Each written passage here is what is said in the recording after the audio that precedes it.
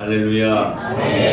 오늘은 성경 부흥사경의 5번째 시간으로 마지막 시간이기도 합니다. 사명에 집중하는 교회라는 제목으로 말씀을 나눌 때에 큰 은혜가 임하기를 축복합니다.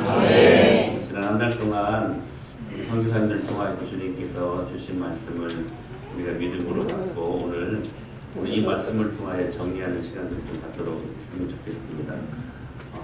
선교사님들 덕분에 한 달 동안 잘 쉬었습니다. 오늘 말씀 안에 큰 은혜가 임하기를 간절히 축원합니다. 오늘 우리가 세상을 살아갈 때 무엇을 보고 사느냐는 참 중요한 일인 것 같습니다. 왜냐하면 보는 것이 우리들의 생각과 즉 가치관을 또 바라보는 세계관을 결정짓기 때문에 그런 것입니다. 어떤 사람들은 항상 부정적인 것만 봅니다. 그러면 부정적인 생각, 가치관이 자연스럽게 형성이 된다는 것이죠. 어떤 사람들은 항상 긍정적인 그러한 것들만 바라봅니다.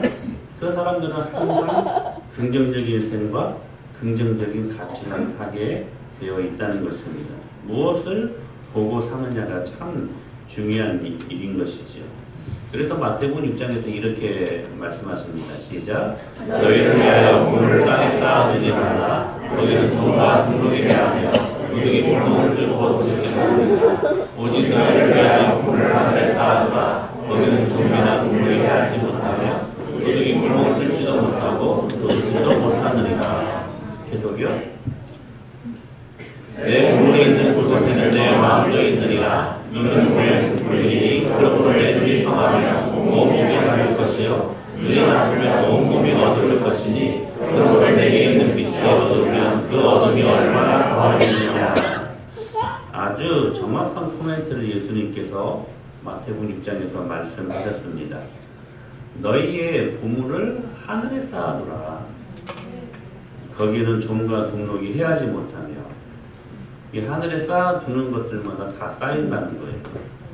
근데 땅에 쌓아두면 여기서 보물은 물질적인 의미도 있지만 우리의 가치를 말하는 것입니다. 우리의 가치관을 땅에 쌓아두면 거기는 종과 동록이 있어가지고요 쌓이지를 않는다는 거예요. 근데 그것을 볼 수 있는 아주 귀한 도구가 있는데 22절에 눈은 몸의 등불이니 그러므로 내 눈이 성하면 온몸이 밝을 것이요 눈이 나쁘면 온몸이 어두울 것이다. 이렇게 말씀을 하고 계십니다. 제가 무슨 말씀이냐면 우리의 눈이 즉 우리의 보는 것이 하늘에 있느냐 아니면 땅에 있느냐는 우리들의 삶의 질을 하늘과 땅으로 갈라놓는다는 것입니다. 그러니까 우리가 보는 것이 얼마나 중요한가, 하늘을 바라보며 사는가 아니면 땅만 바라보며 사는가, 이것은 우리의 삶을 하늘과 땅으로 우리의 삶의 질을 갈라놓는 역할을 한다는 사실이에요. 그러므로 여러분의 눈이 즉 여러분의 보는 것이 하늘에 있게 되기를 축복합니다. 오늘 이 부분에 대해서 말씀을 좀 더 구체적으로 살펴볼 수 있도록 하겠습니다. 오늘 본문에는 하나님의 사람 엘리야가 등장을 합니다. 그는 어떤 사람이었는가? 세 가지로 살필 수가 있는 첫째로 그는 하늘을 바라보는 사람이었습니다. 하늘을 볼 수 있는 사람들에게 나타나는 특징이 몇 가지가 있습니다. 여러분 뭔지 아십니까? 여러분 땅에 있는 것들이 작아 보인다는 특징을 갖습니다. 여러분 이거 굉장히 중요한 말씀입니다. 엘리야는 늘 하늘만 바라보는 사람이었습니다. 그 결과 그는 땅에 있는 것들이 작아 보이는 인생을 살았다는 것입니다. 그가 첫 번째로 사역의 첫 현장이 그리시네가였습니다. 아합을 피해서 하나님이 그리시네가로 숨으라고 말씀하실 때 어떤 면에서는 빨리 이해되지 않았습니다. 아합을 피해서 숨으라고 하셨으면 숨을 만한 안전지대가 필요하지 않습니까? 그런데 하나님께서 엘리야에게 피하라고 지시하신 곳은 그리시네가라는 곳입니다. 그리시네가 히브리어로 말하면 와디 그릿이라는 말입니다. 이 와디라는 말은 간헐천을 의미하는 거예요. 비가 좀 내리면 그 물을 담수했다가 비가 한 일주일 안 내리면 또 금방 그 밑바닥을 드러내는 간헐천 와디 그리. 즉 비가 안 내리면 죽음의 골짜기입니다. 하나님의 말씀이지만 엘리야의 안전이 눈에 보이지 않았습니다. 아합을 피해서 도망가라고 했으면 좀 살만한 곳으로 그를 옮겨야 되는 것이 우리의 상식 아닙니까? 그런데 하나님이 그리시니까로 그를 피하게 만드셨다는 사실이에요. 안전이 눈에 보이지 않았어요. 아, 이곳으로 가면 안전할까? 여러분, 우리가 안전지대를 향하여 세이프티존이라고 하잖아요. 안전지대를 향하여 갈 때 여러분 그곳의 안전성이 얼마나 담보되어 있는가 그거 보고 가잖아요. 근데 그리시니까는 안전이 눈에 보이지 않았습니다. 그러나 엘리야는 하나님의 말씀이었기 때문에 보이지 않는 것을 믿었고 그 대가는 여러분 까마귀들의 음식 배달이라는 배달의 사람이었습니다. 배달의 민족이 아니라 여러분 그 까마귀만 왔다 갔다 할 수 있는 그 외진 와디 그리시네가 그리 골짜기 근데요 기적처럼 까마귀가 아침과 저녁으로 여러분 먹을거리를 제공했다는 사실입니다. 여러분 믿겨지십니까? 까마귀는요 제가 말씀드렸잖아요. 한번 먹이를 물면요 절대로 빼앗기지 않는 그러한 야성을 갖고 있는 날짐승입니다. 근데요 여러분 까마귀가 그 외진 곳까지 날아가는 것도 신기한데요 그 고기와 그 먹을거리를 여러분 그 엘리야에게 갖다 주는 것도 이건 기적인 거예요. 근데요 팩트입니다. 팩트예요. 그리시네가에 숨으라 빨리 이해되지 않았어요. 그러나 여러분 더 중요한 것은 뭐냐면 빨리 순종하면 이게 중요해요. 빨리 순종하면 아멘. 주님이 빨리 그 영혼을 안전하게 거하게 하십니다. 우리 말씀을 단순하게 보자고요. 그냥 기웃기웃 아니 계속해서 이 말씀에 확신이 없어가지고 내 마음에 확신이 없으니까 계속해서 미루다가 나중에 순종하는 것이 아니고 하나님 말씀하셨으면 그 말씀이 여러분 능력이잖아요. 빨리 순종하면 주님이 빨리 그 영혼을 주님께서 보호하신다는 사실이에요. 그가 그리시네가에서 그 하나님의 일하심을 경험하고 이제 사르밧으로 그 행선지로 옮깁니다. 옮기고 싶어서 옮긴 게 아니라 하나님의 사르밧으로 보내셨습니다. 그곳에서 한 과부를 만납니다. 남편은 죽고 아들과 함께 여러분 그 유명한 사건 알잖아요. 밀가루 한 움큼과 조금의 기름밖에 없는 도저히 그 가정에 축복이 보이지 않았습니다.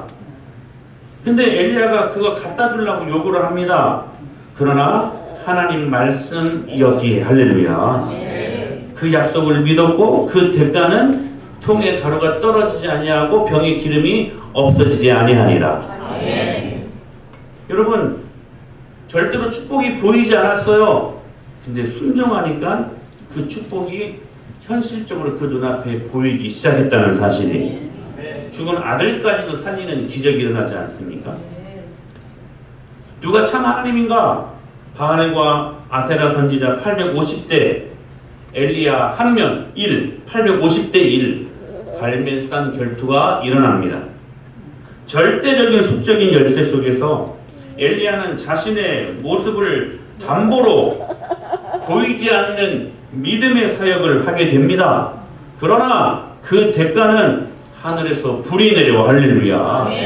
엘리야가 세운 제단을 불태우고 태웠을 뿐만 아니라 도랑의 물까지 핥아버리는 기적을 보지 않았습니까? 사랑하는 여러분, 엘리야는 하늘을 바라보는 사람이었습니다. 그것뿐입니까? 3년 6개월 동안 이스라엘에 비가 내리지 않았습니다. 아합에게 가뭄이 그치고 큰 빗소리가 있을 것이라고 이 엘리야가 담대하게 어느 한순간에 선포하지 않습니까? 여러분 보세요. 3년 6개월 동안 비가 내리지 않았어요. 여러분 한 달만 비가 내리지 않아도 한 달이 뭐예요? 여러분 일주일만 아니 보름만 비가 내리지 않아도요 여러분 모든 산천초목이 다 바짝바짝 말라버리지 않습니까? 3년 6개월 동안 비가 내리지 않았다는 것은 여러분 한 민족이 큰 위기였습니다. 그런데요 엘리야가 믿음으로 아합에게 나가가지고 이렇게 선포합니다. 이제 가뭄이 그치고 큰 비가 내릴 것이다. 할렐루야. 선포합니다. 큰 빗소리가 들리지 않습니까? 근데 여러분 제가 몇 번 말씀드렸는데요 그렇게 선포하는 순간 비는커녕 장렬한 태양빛은 엘리야의 속만 바짝바짝 아마 태우고 있었습니다. 사환에게 계속해서 확인해 보라고 지시했지만 멋지게 선포는 했지만 비가 올 기미가 안 보이는 거예요. 빗소리도 들리지 않았고 먹구름도 보이지 않았습니다. 그러나 그의 믿음의 기도는 할렐루야. 제가 언젠가 말씀드렸었죠? 선포했습니다. 큰 빗소리가 있겠습니다. 근데 비가 내리는 상황이 아니었어요. 근데 선포합니다. 그리고 난 다음에 그 선포가 완성이 되게 하기 위해 엘리야가 무엇합니까? 기도합니다. 여러분 인생을 단순하게 사십시오. 여러분 인생 가운데 어떤 문제가 있습니까? 선포하십시오. 제가 여러분 시켜 보는 대로 한번 해보십시오. 여러분 이 목자를 하나님이 괜히 주셨겠습니까? 하나님이 들려주시는 말씀을 여러분들에게 선포하면 여러분 순종하면 됩니다. 어떤 인생에 문제가 있습니까? 가정에 문제가 있습니까? 교회에 문제가 있습니까? 선포하라는 거예요. 무엇으로요? 믿음으로. 그리고 난 다음에 해야 될 일이 뭐냐면 그 선포가 이루어지기 위해 기도하라는 거예요. 사랑하는 여러분 오늘 이 은혜가 임하기를 간절히 축원합니다. 선포하시고 기도하시면 주님이 이루십니다. 그렇게 했더니 여러분 3년 6개월 동안 내리지 않았던 비가요 그 기도로 말미암아 하늘이 열려서 큰 우로의 축복으로 이스라엘 땅 가운데 임하게 된 것입니다. 자 보십시오. 자 보세요. 인생의 그리시네가 이 그리시라는 말이 여러분 가뭄이라는 말이에요. 가뭄 그리시네가 인생의 사르밧이라는 말이 용광로라는 말입니다.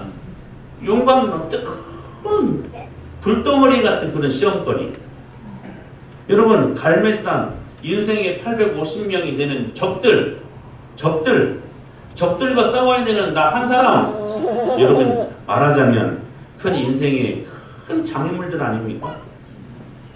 우리가 이 땅에서 경험할 수 있는 커다란 문제들 아닙니까? 물질의 가뭄, 건강의 가뭄, 가정의 용광로 같은 시험, 관계의 시험, 나를 공격해하는 수많은 원수들, 정말 원수 같은 상황과 원수 같은 메가톤급 환경들. 여러분 얼마나 우리가 인생을 살아갈 때 이런 것들이 많이 우리 앞에 여러분 펼쳐져 있지 않습니까?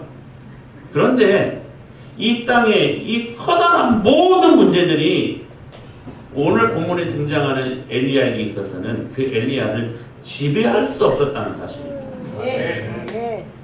왠지 아십니까? 엘리야는 하늘을 보고 사는 인생이었기 때문에 그렇습니다. 그가 그리시네가에 있을 때요 그의 눈이 하늘을 향해 초점을 잃지 않았습니다.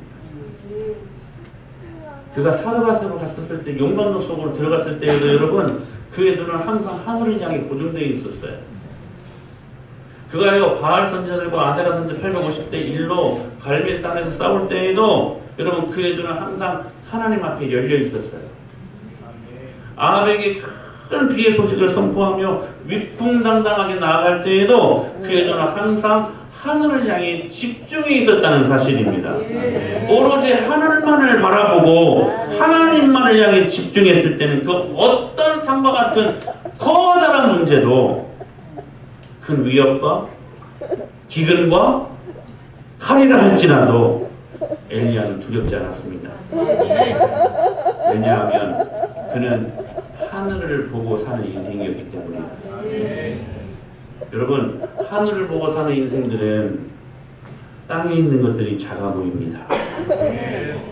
사랑하는 여러분 오늘 그러므로 여러분의 인생 가운데 문제가 되지 않음을 우리는 믿습니다. 하늘을 바라보십시오. 그러면 땅에 있는 것들이 작아 보입니다. 엘리야는 그랬어요. 여러분 말이 그렇지 그리시네가라는 그 가뭄의 골짜기 들어갈 때 얼마나 떨렸을까요? 이세벨의 고향이 사르밧 아닙니까? 시돈에 속한 그것을 하나님이 보내실 때 얼마나 많이 긴장했을까요? 인생의 위기를 경험하지 않았겠습니까? 850대 1로 여러분 이 숙적인 절대 열세 속에서 그 결투를 해야만 했던 이 엘리야 그도 사람인데 야고보는 그렇게 이야기하잖아요. 우리의 성전과 똑같은 사람이었다고. 똑같이 잠오면 하품하고 똑같이 배고프면 밥 먹어야 되고 똑같이 밥 먹었으면 소화해서 배설해야 되고 똑같이 잠오면 자야 되고 똑같이 육체를 갖고 있었던 사람이었다고 야고보 사도는 여러분 이야기하지 않습니까? 근데요 이 무지막지한 큰 인생의 그 많은 커다란 메가톤급 위기 속에서도 이 메가톤급 그 위기와 상황과 환경이요 엘리야를 지배하지 못했다니까요. 왜요? 엘리야가 하늘을 바라보는 사람이었기 때문에. 사랑하는 여러분, 하늘을 소유하십시오. 하늘을 바라보면 땅에 있는 것들이 작아 보입니다. 여러분 우리 비행기 타고 올라가면 땅에 있는 것들 아무리 높은 빌딩들 다 작아 보이잖아요. 다 똑같아 보이지 않습니까? 하나님을 바라보십시오. 하나님이 커 보이면 아무리 커다란 인생의 문제도요 아무것도 아닙니다. 적어도 우리 예수 믿는 사람들은 이러한 삶을 살아야 되지 않겠습니까? 할렐루야. 두 번째, 그런데 엘리야는요 땅도 보는 사람이었습니다. 문제가 그에게 생겼어요. 엘리야의 시선 경로를 한번 잘 관찰해 보시길 바랍니다. 성경에 기록된 하나님의 가장 위대한 역사 중 하나였던 갈멜산에서의 850대 1로 싸웠던, 그래서 승리했던 그 결투. 진짜 멋지게 엘리야 한 사람이요 바알 선지자 다 죽이고 결국 이 결투에서 여러분 승리를 거둔 엘리야 아니었습니까? 그런 그가요 순간 이세벨이 자신의 생명을 위협한다는 충격적인 말을 듣습니다. 왜냐하면 이세벨은 바알 종교의 신봉자였거든요. 그런데 자신이 신봉하는 섬기는 바알 선지자들을 이 엘리야가 다 죽였다고 하니까 격분한 거예요.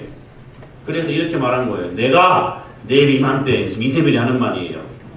내 생명을 저 사람들 중 한 사람의 생명을 갖게 하리라. 죽여버리겠다. 이 말이었어요. 이 말을 듣고 순간 엘리야가 좁니다. 쫄아요. 여러분 너무나 대비되는 모습들 아닙니까? 850대 1로 싸워서 갈멜산에서 승리했던 엘리야. 한 여인의 그 한마디에 40년 떨듯이 쫄아요. 그러면서 그 충격적인 말을 듣고 그가 하나님에게서 눈을 떼고 서서히 자기 주위의 환경에 눈을 집중하기 시작합니다.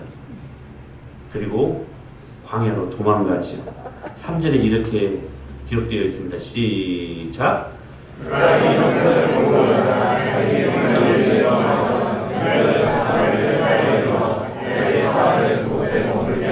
이 형편이 뭐예요? 이세벨이 죽이겠다고 하는 그 소식, 그 충격적인 말, 이 형편을 어떻게 했어요? 보았대요. 이전까지 누가 보였어요? 그릿, 사르밧, 갈멜산 850명의 그 숙적인 열세 속에서도 여러분 비가 내리지 않는 그 상황 속에서도 이것들이 엘리야의 마음을 쫄지 않게 했어요. 왜? 엘리야가 하나님만을 바라보고 있었기 때문에. 근데요 그 엘리야가 바라보았던 하나님께 집중됐던 그 눈이요 서서히 무엇으로 바뀌었어요? 형편으로 바뀌었어요. 형편이 눈에 보이기 시작하는 거야. 그전에는 형편이 눈에 안 보였어요. 하나님만 보였어요. 형편이 눈에 보여요. 형편이. 그 순간 그가 두려워하여 광야로 도망가 버립니다. 베드로가 하루는 물 위를 걷게 됩니다. 예수님이 걸어와라 하니까 믿음으로 걸어갔어요. 근데요 믿음으로 걸어가는 도중에 불이도 얼마나 놀랐겠어요. 물 위를 걷고 있는 거예요. 여러분 물 위를 걸을 수 있습니까? 근데 베드로가요 물 위를 마술쇼를 보이는 것도 아니 물 위를 지금 걷고 있어요. 여러분 역사적인 팩트입니다. 믿습니까 여러분? 성경에 나타난 모든 사건은 다 실제로 일어난 일들입니다. 믿음으로 봐야 돼요. 실컷 걸어갔어요. 그런데 자 시작. 베드로가 대답하여 이르되 주여 만일 주님이시거든.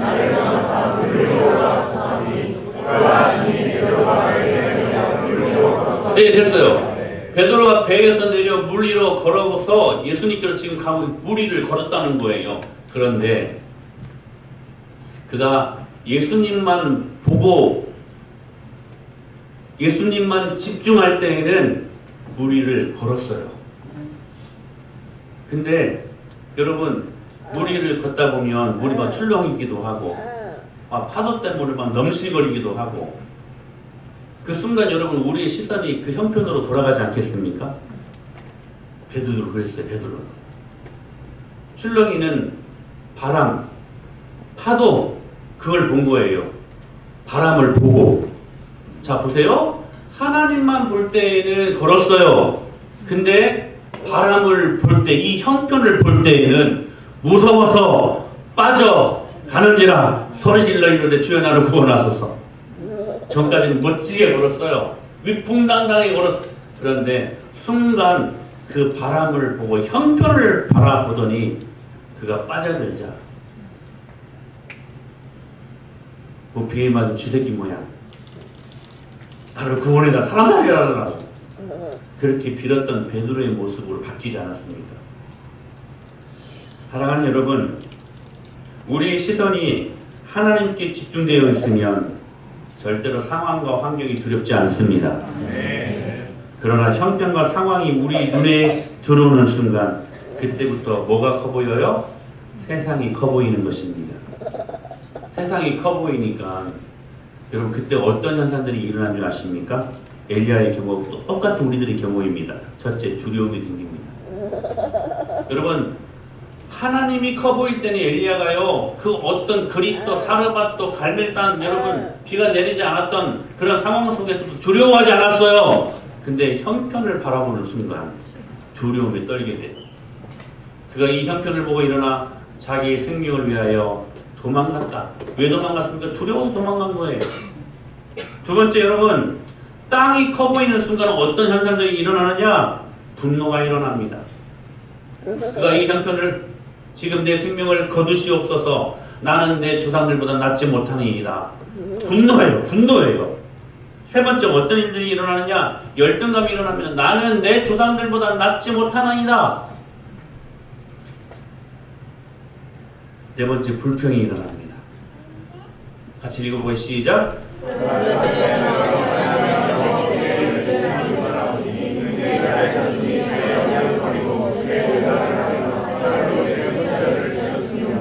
오직 나만 남았거든 그들이 내 생명을 찾아 빼앗으리라. 여러분 불평하지 않습니까? 여러분 땅의 것들이 커 보이는 순간 이 잡다한 것들이 우리 마음 안에 다 들어옵니다. 두려움이 들어옵니다. 분노가 일어납니다. 열등감이 일어납니다. 그리고 불평이 일어납니다. 그리고 또 한 가지 고독해집니다. 그가 대답하되 내가 만군의 하나님 여호와께 열심히 유별하오니 이는 이스라엘 자손이 주의 언약을 버리고 주의 제단을 헐며 칼로 주의 선지자들을 죽였음이오며 오직 나만 남았거늘. 오직 여러분 엘리야만 남은 게 아니에요. 바알에게 무릎 꿇지 않은 7,000명의 영혼들을 하나님 남겨주셨어요. 근데요 땅의 것들이 커버리는 순간 자학하게 돼요. 자기 연민에 빠지게 돼요. 마지막으로 염려가 일어나요. 같이 한번 읽을 거예요. 시작. 그가 대답하되 내가 만군의 하나님 여호와께 열심히 유별하오니 이는 이스라엘 자손이 주의 언약을 버리고 주의 제단을 알며 칼로 주의 선자들을 죽였음이오며 오직 나만 남았거늘 그들이 내 생명을 찾아 빼앗으려 하나이다. 내 생명을 빼앗으려 하나이다. 무슨 말이에요? 나 죽게 생겼다는 거예요. 염려가 일어나요.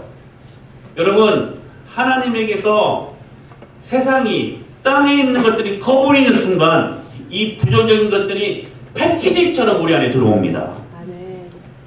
사랑하는 여러분 지금 엘리야에게 필요했던 일은 주의 형편이 아니라 다시 살아계신 하나님에게 자기의 시선을 집중시키는 것에 있습니다. 사랑하는 여러분, 이 부정적인 잡다한 것들이 여러분의 삶을 오늘 또 지배하고 있다면 여러분의 시선을 주의 형편이 아니라 하나님에게로 다시 여러분 회복할 수 있게 되기를 축원합니다. 주님을 집중하십시오. 엘리야가요 다시 집중하기 시작합니다. 세 번째, 그는 사명의 사람이었기 때문에 그렇습니다. 엘리야는 사명의 사람이었습니다. 지금 이세벨을 피해 광야로 도망간 엘리야에게 주님이 다가오십니다. 5절 말씀이 이렇게 말씀하셨어요. 시작.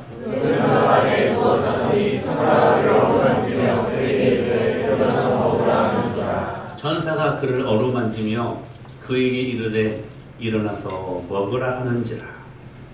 7절 말씀에 시작.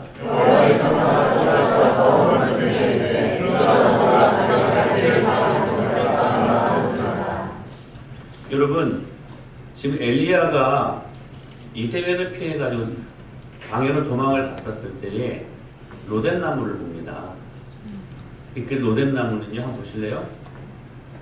이게 로뎀나무예요. 우리 로뎀나무 하길래 막 우리 햇빛처리처럼 햇빛처리도 뭐 그렇게 그늘을 제공하지 못했는데 로뎀나무 하니까 막 큰 느티나무처럼 막 그늘을 많이 제공하는 그런 나무로 봤죠. 채 1m도 안 되는 그냥 자풀에 불과한 나무입니다. 저게 로뎀나무예요. 저 그늘 한번 보세요, 여러분. 저 그늘에서 엘리야가 쉬었다는 거예요. 얼마나 쉬었겠습니까, 여러분? 저 그늘이 얼마나 크다고. 그러지 않습니까?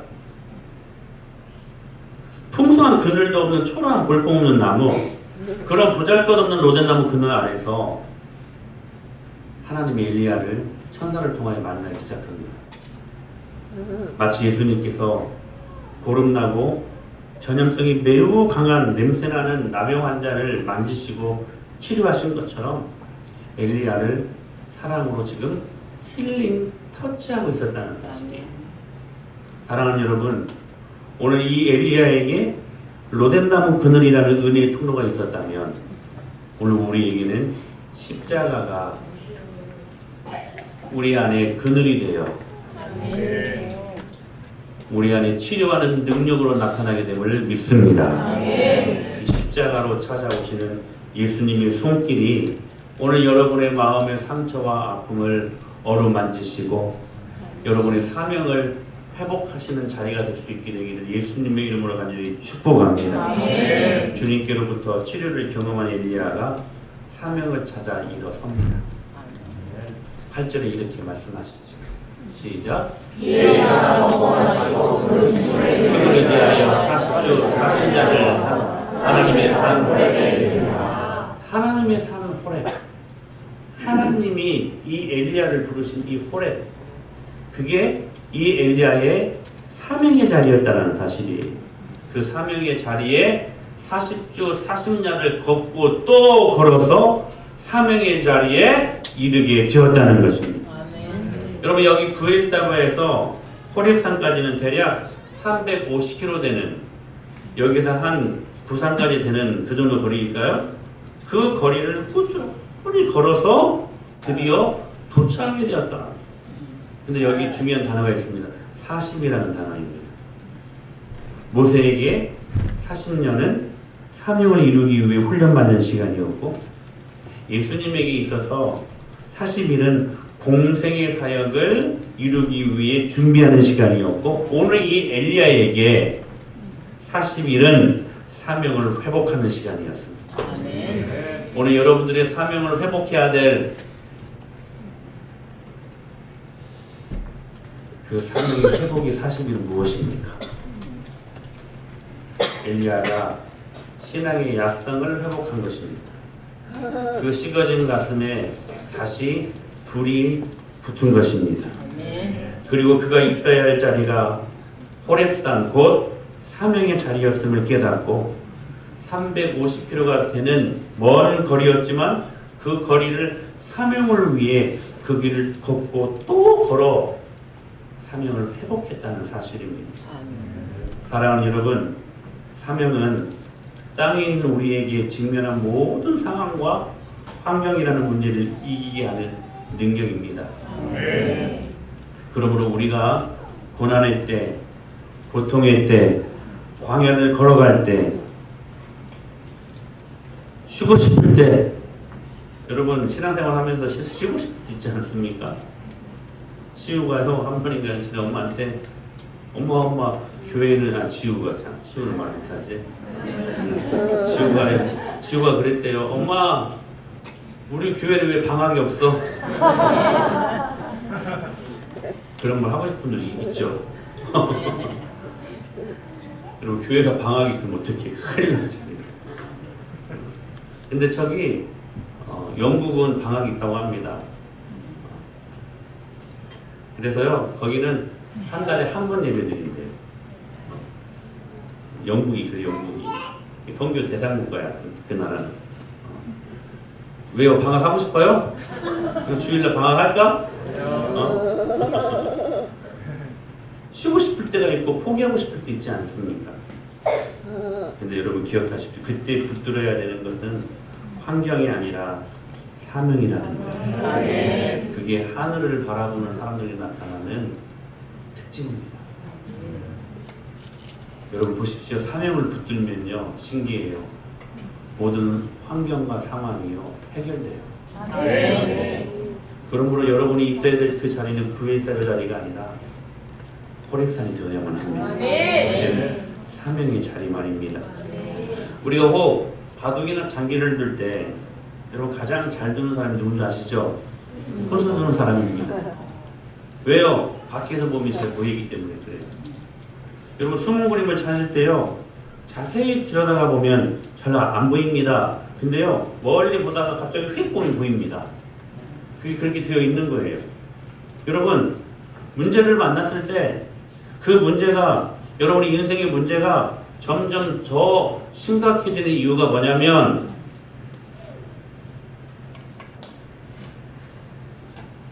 내 문제만 보기 때문에 그래요. 지금 오랜만에 설교해서 그런가? 그렇게들 다들 난리야. 졸고 막 다른데 눈길 주고 막. 자 봐요 저 이름 부른다. 자 저 봐요 저. 문제를 만났을 때 여러분 그 문제가 점점 더 심각해지는 이유가 뭔지 아시냐고요? 뭔지 아십니까? 내 문제만 보기 때문에. 내 문제에만 매달리기 때문에. 내 문제에만 몰입하기 때문에. 결국 내 문제에 내가 갇혀버려요. 그게 뭐냐면 영적인 자폐증이야. 우리 신앙인들 중에 영적인 자폐증 걸린 사람들이 많아요. 많아요. 내 문제에 내가 갇혀버려. 그것만 보니까 자신이 울타리 안에 내가 갇혀버리는 거예요. 돈도요 내 돈, 내 가정, 내 미래, 내 직업, 내 자존심 해결이 안 돼요. 근데 여러분 그 문제에서 벗어나기 위해 여러분 어떻게 해야 되는 줄 아십니까? 그 문제를 우리에게 여러분 이기기 위해 그 문제를 이기기 위해 우리들이 어떻게 해야 되는지 여러분 아십니까? 그게 뭐냐면 그 문제를 우리에게서 떼어놓는 일들, 그 문제를 우리에게서 내려놓는 일들, 그 문제를 객관화시키는 일들이라는 거예요. 그게 뭐냐면 사명의 자리야. 여러분 우리에게 맡겨주신 사명 붙일 수 있게 되기를 축복합니다.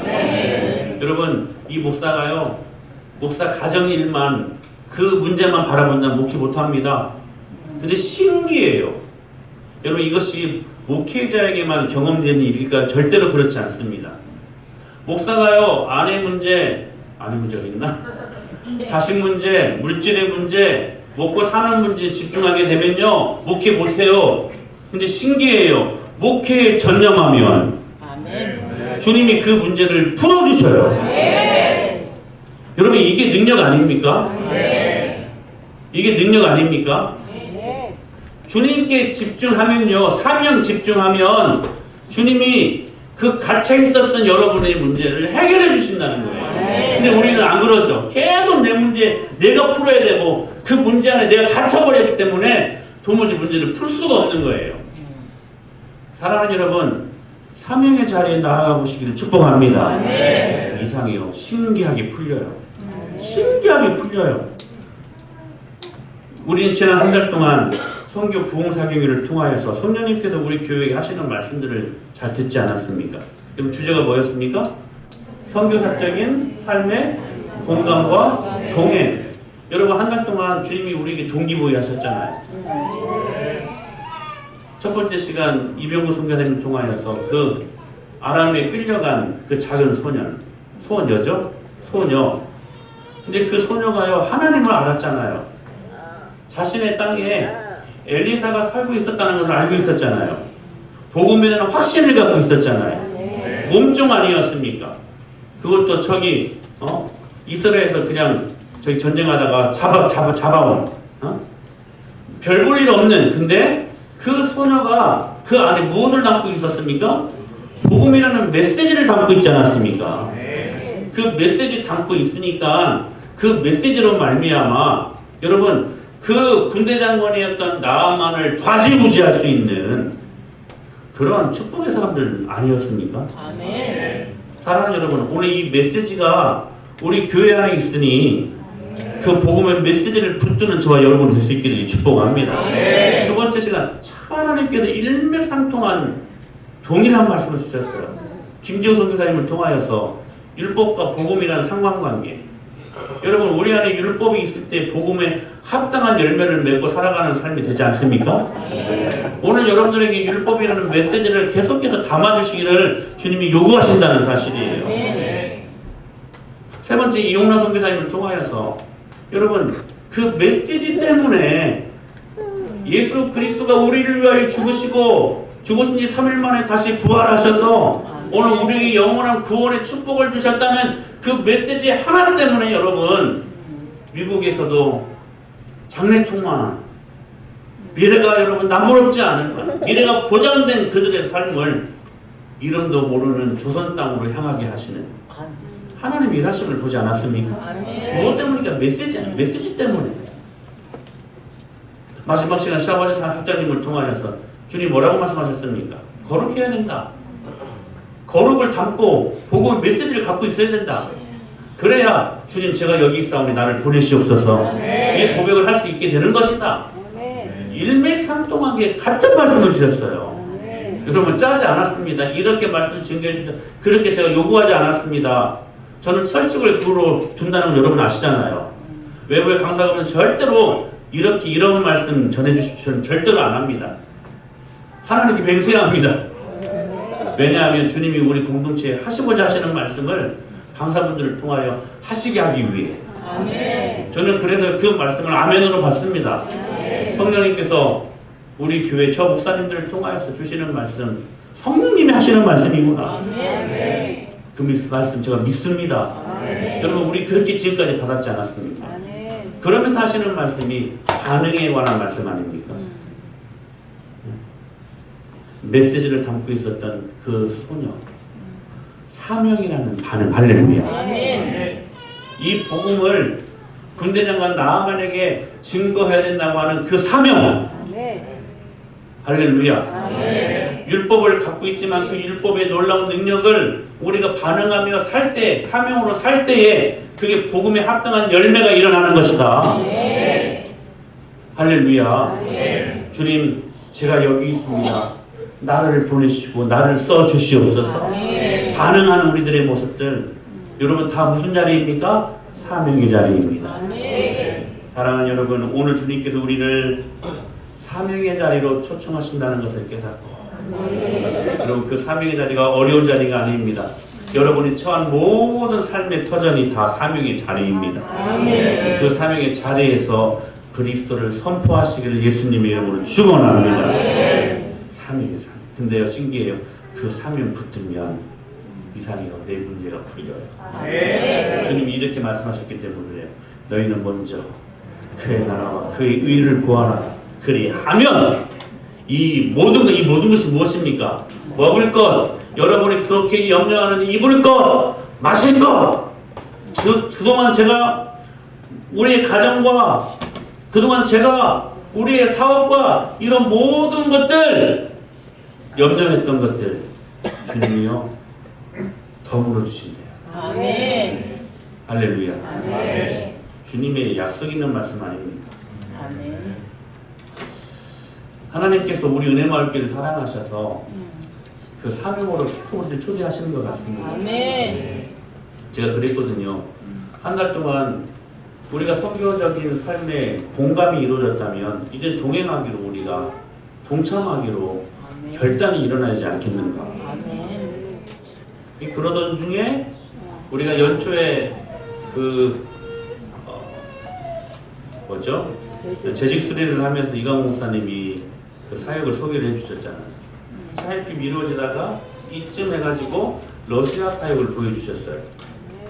러시아 사역이 러시아 가서 하는 사역이 아니라 러시아 분들이 저 바람 공단 지역에 수천 명 몰려와 있습니다. 수천 명.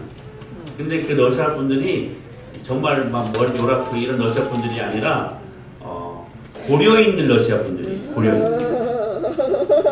그들이 우리나라 좀 들어와가지고 돈 벌려고 좀 들어온 거예요. 쉽게 말하면. 근데 레나라는 선교사님이 계시면 한번 얼굴 보여주시겠어요? 굉장히 복스럽게 생기신 분이셔요. 복스럽게 생기셨죠. 이분이 치과 의사였는데요.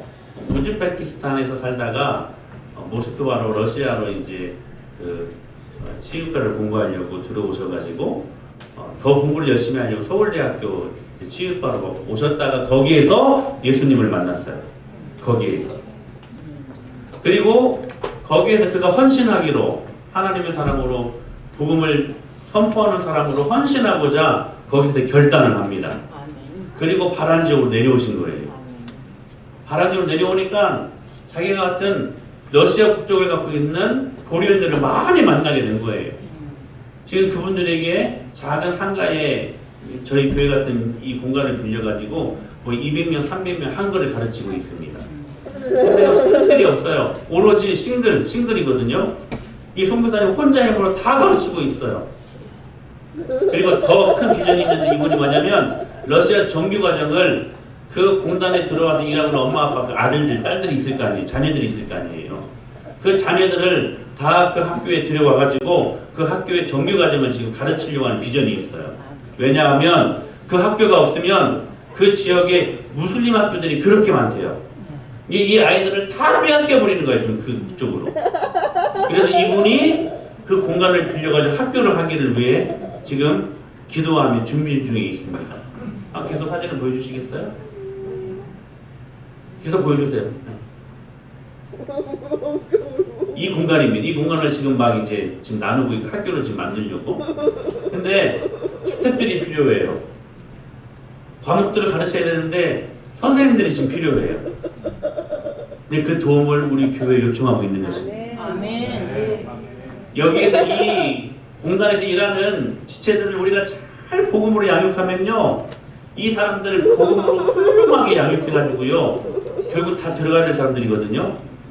그러면요, 수백 명을 선교사로 파송하는 일이 되는 거예요. 아멘. 얼마나 값진 일입니까? 아멘. 그 일들 앞에 하나님께서 저희들을 초청하신 거예요. 아멘.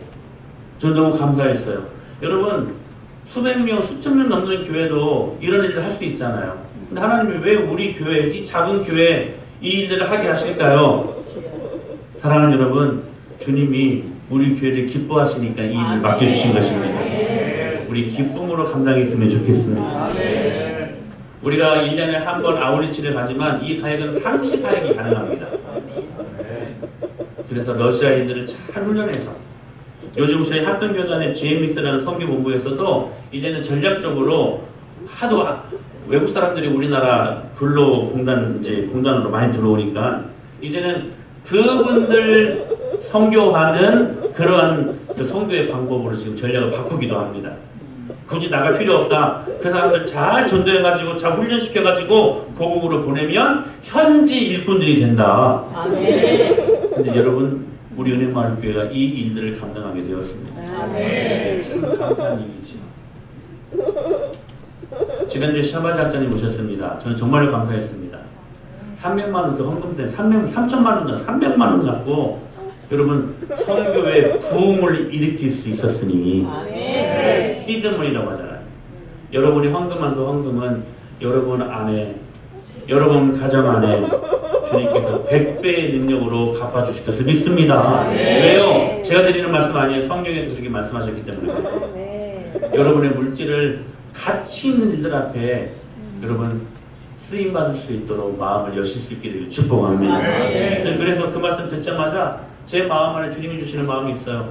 300만 원이라면 이거 이제 앞으로 해마다 계속 한대요. 여름에 해마다 계속 한대요. 그러면 그거 300만 원이라면 그거 우리 교회가 감당해야 되지 않을까.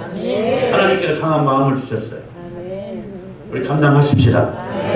여러분 파키스탄의 영적인 부흥을 일으킬 수 있는 귀한 접점을 마련할 수 있는 일이라면 우리 교회가 해야 되지 않겠습니까? 이게 우리 교회가 받아야 될 복이 아니겠습니까? 아멘. 오늘 이 영광 앞에 우리 모두가 쓰임받고 하나님을 기쁘게 높여드릴 수 있는 저와 여러분이 될 수 있게 되길 축복합니다. 여러분 1907년 9월 평양 장대인 교회 예배당에서 대한예수교 장로회 동노회가 조직이 되었는데요. 당시 동노회에서 평양신학교 1회 졸업생이 7명이라 7명 맞죠? 근데 7명 목사로 장립되는 안수식이 도입되었는데 그 중에 한 분 이기풍 목사님을 제주도로 선교사로 파송합니다. 우리나라 초대교회는요 선교와 함께 부흥된 교회입니다. 우리 은혜마을교회가 이 사명 붙들고 여러분 사명 붙들면 절대로 여러분 제 말씀을 확신하실 수 있게 되길 바랍니다. 여러분의 문제가 풀려요. 사명 붙으세요. 문제 함몰되지 말고 그 문제 풀라고 막 낑낑대지 말고요. 사명 붙으세요. 사명 붙들면 풀립니다. 할렐루야. 여러분 절대로 제 말씀이 맞습니다. 왜냐하면 성경 말씀 하는 것이기 때문에. 사랑하는 여러분, 우리 교회가 그 능력 붙들고 주님 말씀 앞에 세워지는 저와 여러분이 될 수 있게 되기를 예수님의 이름으로 간절히 축원합니다.